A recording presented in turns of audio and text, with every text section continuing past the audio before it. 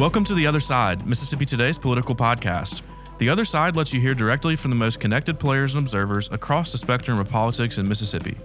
From breaking news to political strategy to interviews with candidates and elected officials, we'll bring you facts, perspectives, and context that helps you cut through the noise and understand all sides of the story. Welcome to The Other Side, Mississippi Today's political podcast. I'm here today with my colleagues, Taylor Vance. Taylor, how you doing? I'm doing good, Bobby. And of course, Geoff Pender. Geoff, how you doing? Hey, Bobby. But all three of us are here, but I don't think we're going to be doing much talking. I think we're going to be doing a lot of listening because we were very pleased to have as our guest today former Governor Haley Barbour. Governor, how you doing? I'm doing great, Bobby. Thank you for having me here on the Dawn Patrol. You know, Geoff and I used to spend a lot of time listening to you, so it'd be like old days for us. But we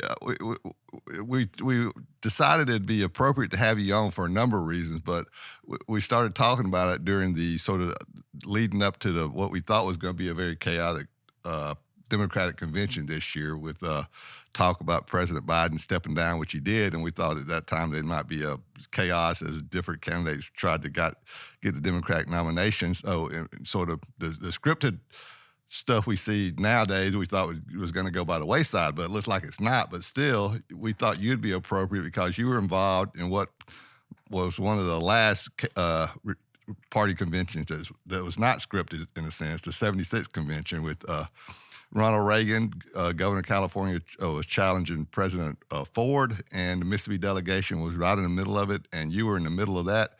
And we're just going to turn it over to you right now to tell that story. Well, it is a great story. It's one of the few times in modern history that there was a truly contested convention. When we went to Kansas City, that's where the convention was. When we got there, neither Ford nor Reagan had a majority. It was the rare case of getting to a convention where you don't know who's going to win. And so it was very intense, and the Mississippi delegation was the largest group of uncommitted delegates in the convention because we had a policy back in the old days from when we had virtually no Republicans in the state to go to the convention undecided, to be unpledged, if you will. And so we were unpledged. We had 30 votes. And you were not a delegate. No, I was executive director of the state party. Sorry so I was the chief of staff of the delegation. And we had a great delegation headed by Clark Reed was our state chairman. Billy Munger was the Reagan chairman for the state. Billy was the finance chairman of the state party at the time and had been for a number of years. And Clark Reed had been state party chairman for 10 years. Wirt Yerger had served as kind of the original party chairman when we kind of reorganized after World War II. And Wirt was from here in Jackson, and he was the chairman from 56 to 66. And then Clark Reed from Greenville was chairman from 66 to 76. And so it was a great experience, though it was high pressure and just so much press surrounding the delegation. And we had members of the delegation, even alternates in the delegation, who were doing interviews with the New York Times.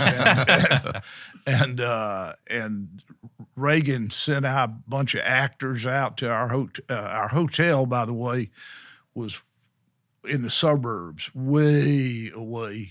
And it actually turned out to be pretty convenient because we weren't in a hotel with 3 or 4 other delegations. So the press would just hang around our place in droves. You mentioned actors. Wasn't like Jimmy Stewart involved in lobbying Mississippi? Jimmy Stewart came to the hotel. Oh, wow. And spoke to the delegation. Pete Coors, if you like beer, Pete Coors came to the hotel and met with the delegation. John Connally came to the hotel for Gerald Ford. Coors was a Reagan man. Coors was a Reagan man. Yeah. He came out to help Reagan, and there were some others. And I think the delegates felt under pressure But I think most of them look back at it today as quite an experience. Like wasn't Ford giving them rides on Air Force One or such? That happened. But the Ford people were not as close to the Mississippians as the Reagan people, just because Reagan had come here a couple of times while he was governor. I remember years ago, and when he was governor, they came for the Ole Miss Tennessee football game, and Reagan, was everywhere in the stadium. It seemed like, and Ford would Reagan filled up a room. Ford was quieter, and of course he had not been elected president. He had become president, like Kamala Harris is trying to do. But the thing about it was our delegation took seriously that we were going to stay uncommitted. So we got there over the weekend. The convention started on Monday like they do still. And we didn't vote then. We waited to let other things happen. And, of course, you might remember that Reagan announced that he was going to ask Senator Schweiker from Pennsylvania to be his running mate. Now, some of our delegation didn't like that. That's exactly like Clark Reed was very outspoken about how we were a conservative party and we didn't like picking liberals to be on the ticket because, what happens if that person succeeds to the presidency. And that may have actually made the difference in the delegation. It was the final vote when we did vote first we had a final vote on the nomination, and Ford won 31-29. Wow. Yeah, and then we voted whether or not to stay under the unit rule. And I was about to bring that up. Y'all had a policy at one point, I thought. That's right. That we from the modern day party had always stayed uncommitted till the convention, and had always voted the unit rule. So everybody voted for one candidate or the other, whichever candidate got the majority. When this occurred and we voted 31-29, a motion got made to come out from under the unit rule so that we wouldn't give all 30 of our delegates to Ford. And some of the delegation voted for Reagan, but it didn't make any difference. By that point, Ford had gone over the top with what he was going to get from us.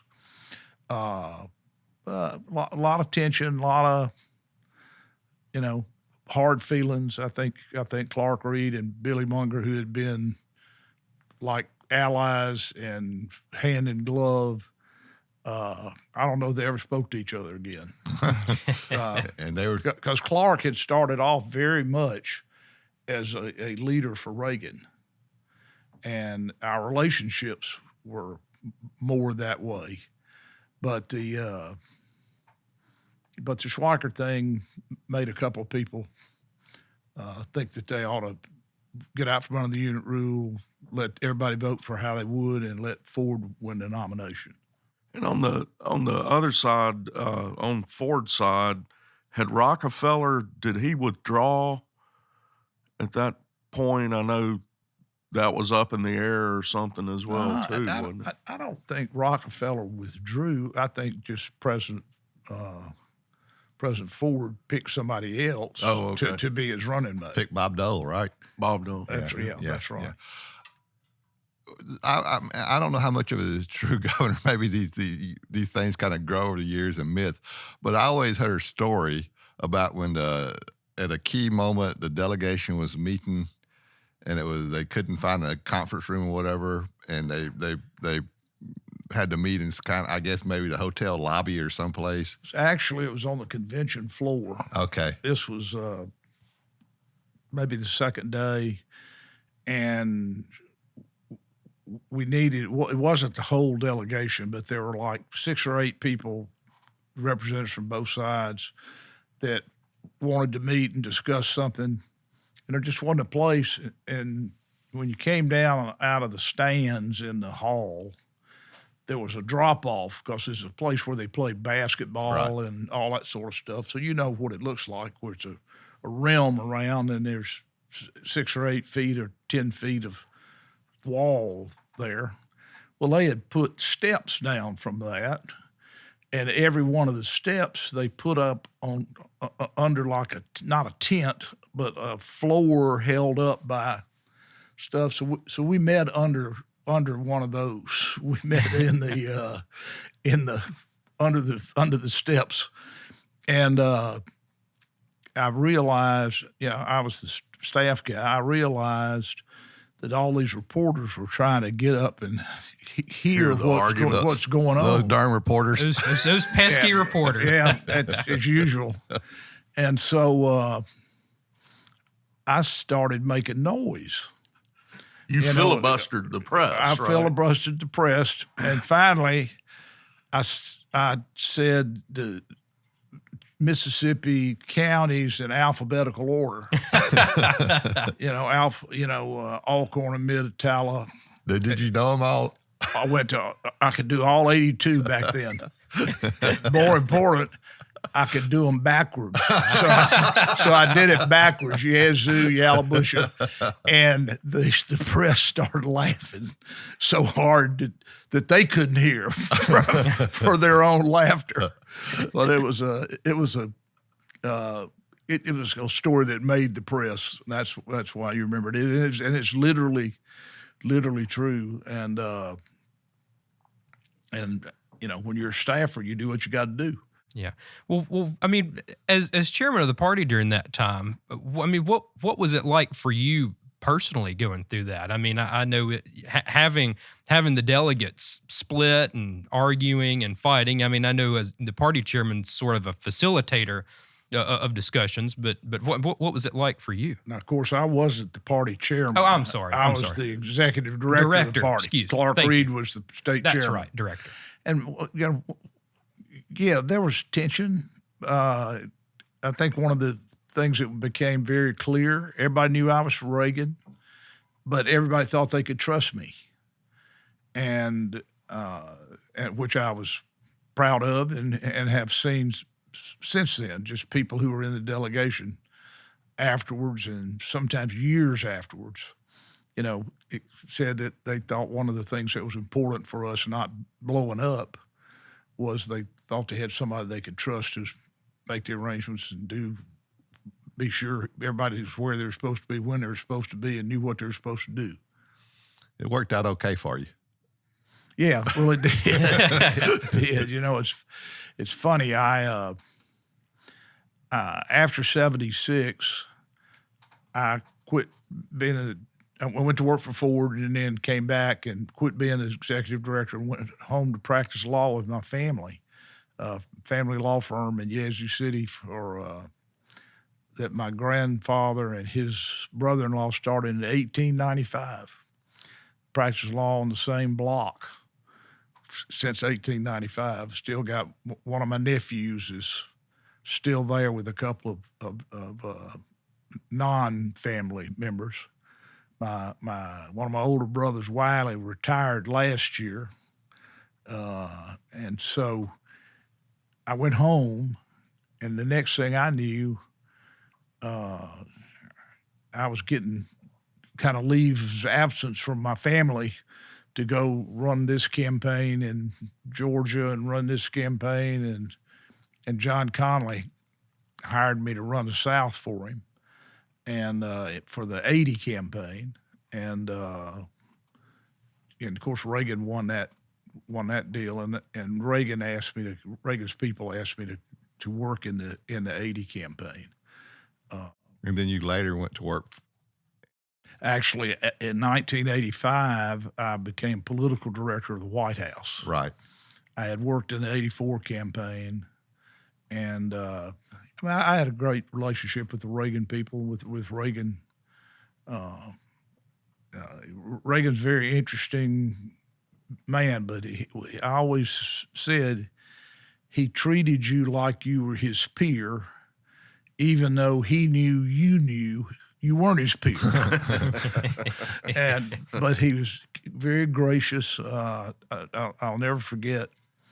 In '85, when I was at the White House and was political director, we had an event where about 60 Democratic elected officials from around the South, or around the country, really, changed parties. And they came to the Roosevelt Room at the White House to do it. There had been a big event during the '84 campaign, and these people, for whatever reason, weren't ready to do it, or maybe, hadn't been elected. But at any rate, I'll never forget, the Roosevelt Room's across the hall from the Oval Office itself. So this event was supposed to start at 1:15, and I was in charge of the event and got 60 guys in a room that usually has a conference table in it. And, I mean, they're all just standing up wall to wall. And President's personal aide, Jim Coon, stuck his head in the door and said, "Let's start." I said, "Jim, we're not supposed to start to 1:15. It's not even 1 o'clock." He said, "We need to start." And I said, "We never started anything early." I mean, one of the rules of advance is don't be early. But he says, "We need to start." I said, "Jim, I ain't even got a camera in here. The president says start." So I snapped to and ran and got a couple of camera people and got them in, and Coon brings the president in. He's gracious. He shakes everybody's hand, gets a picture with everybody, talks for like 5 minutes, and I usher the party switchers out onto the north lawn to be interviewed by the press. And then I went back to Coon's office and I said, "Jimmy, what in the hell is going on? We never start early." He said, "Well, the president was walking down the hall, and when he came to the Oval, he started to turn in. The door was open in here, and he looked in there and said, 'Jim, who are all those people in there standing up?' And Coon said, 'I told him, that's your next meeting.' He said, 'Oh, good Lord, don't make them all stand up in there. Let's start. Let's go in there. They shouldn't be waiting on me if they're all having to stand up.'" And that's vintage Reagan. He just gracious and nice and well-mannered. He's old school. And Governor, go ahead. I'm sorry. 76 and 80 both with Reagan and Ford and everything. Was there kind of a battle for the direction the Republican Party was going to go? Reagan more conservative? Was it that stark? Or Unquestionably, there was. It was on round 2 of Goldwater, and of course, the South was changing. The first time I ever saw a political poll was in the 1968 campaign. I worked in the '68 campaign for Nixon. I ran 30 counties in Mississippi. The first time I ever saw a political poll, 6% of Mississippians identified as Republicans. wow. And I always told Clark Reed that I overperformed. We got 14%. But of course, George Wallace is who won the state. And In '68, yeah. yeah, and so I think that there was starting to be some realignment in the 68, 72, and then that got knocked back some by Watergate, and then Carter got elected, Southerner, and candidly, he kind of helped the Republicans in the South just because of results. And by 80, in 68, I should tell you, we did not have one Republican state elected official. We did not have one member of the congressional delegation who was a Republican. and we only had like 3 or 4 legislators who were Republicans, and we had 3 mayors in the whole state. 3 mayors. One of them was my oldest brother. It's just how I got the job in the '68 campaign. But it has been evolutionary. It didn't happen overnight. One didn't one election. But yes, we have been going from almost competitive to where we're now the larger party, but it's not a one-party state like it was from 1875 to 1975. The Democratic Party's competitive. They're not they're not 6% like we were. They don't caucus in a phone booth like y'all used to. Exactly right. Exactly right. But it's been a tremendous change. If you a guy who's a researcher friend of mine did a table of how many Republicans got elected in this year, and this year from 1968 to the present. And today, we've got 5 out of 6 of the congressional delegation. We have all 8 state elected officials. We have supermajorities in both houses of the legislature. I never had a majority. I hadn't been that long ago since I was governor. Never had a majority in the House, and only had a majority 1 year because 2 Democrats changed parties. Both of them changed parties. Cindy Hyde Smith was one, who's now a Republican United States Senator. Changed parties, I think. I don't want to speak for her, but I think she felt like she couldn't get elected to the legislature in her district as a Republican, but she couldn't get elected statewide as a Democrat. And so she made the change, and she's made it very successful. And now her district, her state Senate district is heavily Republican, to speak to that evolution. We're talking about the evolution of the South and Mississippi. I don't know if it was how big of impact it actually had, but something that sort of happened during the midst of that got a lot of national attention is when your former boss came to Mississippi in 1980, and we were just at the Neshoba County Fair, and it was big national news when he spoke at the fair in 1980. Was and remember, in '76, the Ford campaign had essentially written off the South, and then right at the last made the decision we can carry Mississippi and Louisiana. But way, way, way late. But Mississippi was close. Yeah, Mississippi was neither. I don't think either one got a majority. Yeah. I think it was within 1%. But the point I was going to make is one of the reasons Reagan came, he had relationships here. He felt comfortable here. He'd been here some times.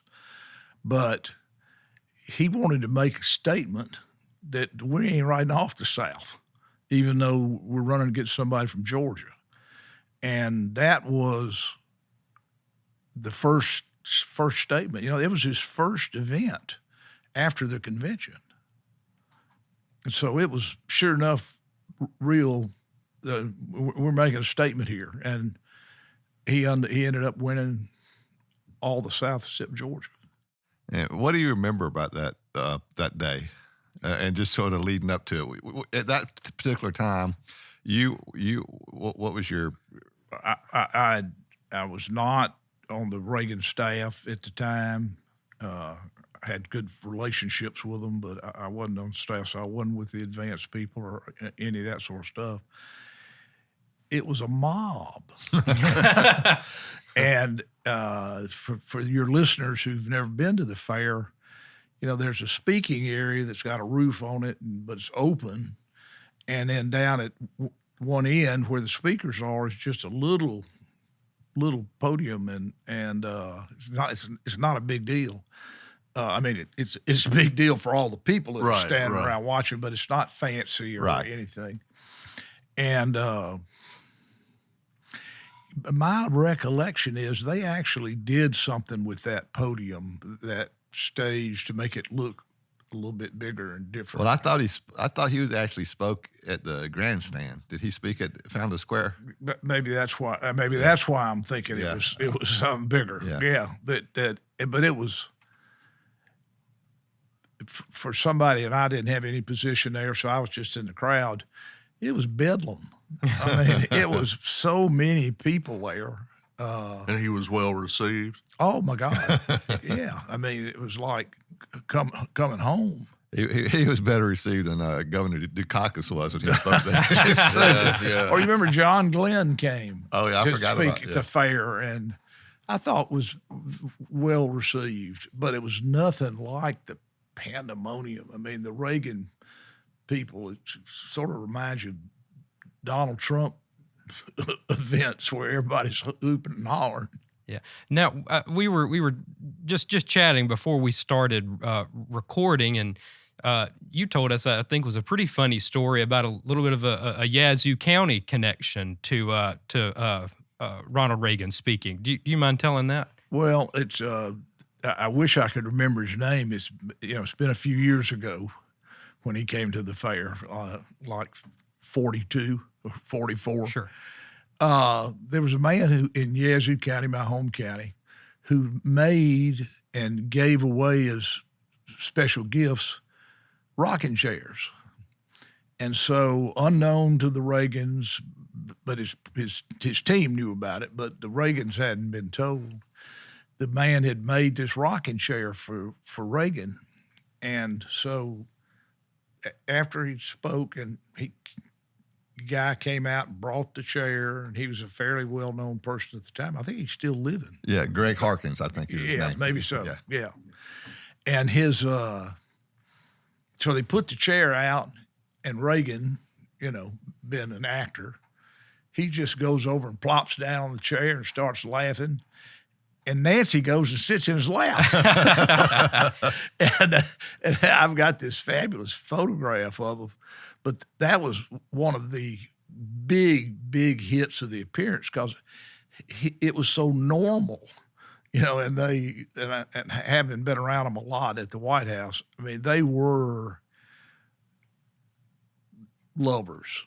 I mean, I can remember one night coming out of the press office, which is you don't enter through the same office as the West Wing. You enter down by the building. And the Reagans at 7:00 at night are walking down the causeway, they call it a colonnade, and just the two of them, dimming light, one Secret Service agent behind them, but I mean they're in the property, and they're holding hands, walking along like high school boyfriend and girlfriend. It's just, it wasn't for show. Wasn't anybody show it to. Governor, we could talk. We could sit here and talk to you all day, and I know you got places to be, so we really appreciate you doing this. But tell us, I mean, how you doing, and just what are you doing these days? Well, Bobby, thank you. You may know I had a wreck about almost 2 years ago. And we can say, sitting here, I know this is just audio, but you look good. Well, thank you. Car flipped over dodging a dog on a county road, and when it landed, I broke my left hip. They took me to took me to university that night. It happened at 4:00 in the afternoon. And guy put in 5 titanium screws to attach my bones back all the way to my spine. And for a while, that was an impediment, mostly in airports and stuff like that. And the doctors want you to use a cane because, I'm 76, so I was 74 when this happened. And for older people, the biggest risk you got is falling. And so I did a cane for about 6 months. And interestingly, at some point, I caught West Nile virus. Oh, my goodness. And a mosquito bit me somewhere. I honestly, I think it was probably at the hospital, at the rehab hospital, but may not have been. And so I had another 4 or 6 weeks of recovering from that. You know, it really affects your brain. I remember Judge Reuben Anderson told me he had it years and years ago, and how terrible it was. Well, he's right. It's you get, your brain doesn't work. There's the phrase for it, but they finally figured out what it was, did a spinal tap on me, and because they were seeing my brain not working well, but also antibodies building up in my blood. And so they tapped that and figured out, well, that's what these antibodies are doing, is they're trying to fight West Nile virus. And so Dr. Ruth Fredericks, who's a brain doctor here in town, got me on the right medicine, and it took me several weeks. But as you can tell, I'm 76 now, and maybe my brain isn't as sharp as it was the last time y'all interviewed me. But I think I'm doing better than Joe Biden. Well, we're glad you're doing better. Yeah. And and I think Geoff would agree. We always viewed your governorship as kind of a watershed event in state. Policies aside, some of those are watershed too, but just sort of the shift in state elections. I think, of course, Governor Fordyce came as a Republican before you, but he was kind of a one-man wrecking crew dynamo. You I was not going to use that phrase, but you built the party, and you kind of brought everybody along with you, and I think you deserve the credit or the blame for that. And people forget, but as you left office in 2011, that's right, isn't it? 12. Well, elections 11. Yeah. Left office. There was in 2008, 2009, 2010. You were being seriously considered as a. You decided not to, but you were viewed as a potential Republican nominee for president, and at that time, and you eventually decided not to run, but you were raising money and doing all the stuff that presidential candidates do. Well, yeah, I did. From little Mississippi. I did, and I was serious about it. But I'll tell you what became clear as I went around the country and worked to try to get ready for the primaries in 12. Barack Obama was president.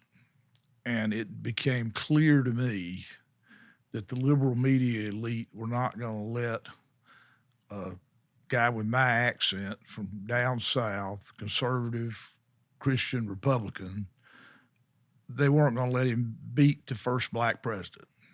And so I decided not to run. A couple of guys I wish had run, like Mitch Daniels, who was governor of Indiana and worked with me at the Reagan White House, and went on to become president of Purdue University, and he's a pathfinder. He's a really great guy, but he decided not to. But you talk about I never had control of a majority in the House, but it wasn't so partisan back then. I never lost a veto. I never had a veto overridden. I thought you were going to get one overridden, and you got Democrats to vote with you. I guarantee you. I guarantee you. The eminent domain. The eminent domain bill, which the Farm Bureau, very popular, very big supporters of mine, were behind. They passed both houses by 5-1 or greater margins, but it was bad. It was bad policy, and so I went to work to just. I vetoed it, and I went to work to sustain my veto. And I had to get 18 or 19, I can't remember, in the Senate. I got 9 black Democrat legislators, senators, who voted to sustain my veto. I got almost as many them Democrats as I got Republicans. Yeah, you also got white Democrat at the time, Gray Tollison. I remember and you might even actually got Hob Brown. I can't remember. Hob and I disagree on a lot of stuff, but Hob and I worked together when we knew we could agree and got some things done. And I don't know, you probably don't remember this, but on election night, November 2011, you were, of course, not on the ballot, but you were, as I left the Capitol that day, late in the evening, you might have been the Monday before, it might have been Monday instead of Tuesday. You were sitting in the middle of the rotunda in a chair with one camera, and you were being interviewed on CNN and about the election. And I remember I sort of sat there and watched, and after you came up and you spoke and you said that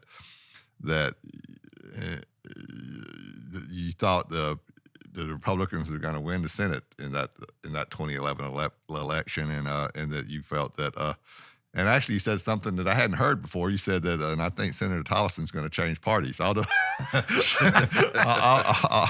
things happened. Senator Tollison married into the Republican Party. Right. He married a wonderful woman lawyer who was On your staff. on my staff. So she later became president of the state bar association.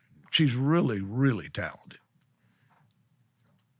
Well, Governor, like I said, we could sit here and talk all day, but I know you have places you need to be. And just, again, I want to say thank you so much for doing this. We enjoyed it. Well, Bobby, I enjoyed it too. I've never seen this facility that y'all do your show in. We have guitar, for those who can't see it, we have guitars, mounted deer. It's quite the studio here. Yeah, it is quite the studio, and I enjoyed it too, just as much as y'all did. Thank you, sir. Thank you. Thank you, Governor.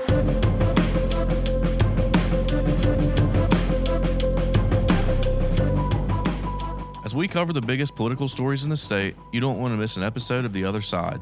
We'll bring you more reporting from every corner of the state, sharing the voices of Mississippians and how they are impacted by the news. So what do we need from you, the listener? We need your feedback and support. If you listen to the podcast on a player like iTunes or Stitcher, please subscribe to the show and leave us a review. We also have an email in which you can share your feedback. That address is podcast@MississippiToday.org. Y'all can also reach out to me or any of my colleagues through social media or email. And as always, thank you for your feedback and support. Subscribe to our weekly podcast on your favorite podcast app or stream episodes online at MississippiToday.org/theotherside. For the Mississippi Today team, I'm Adam Ganeshow. The Other Side is produced by Mississippi Today and engineered by Blue Sky Studios. We hope you'll join us for our next episode.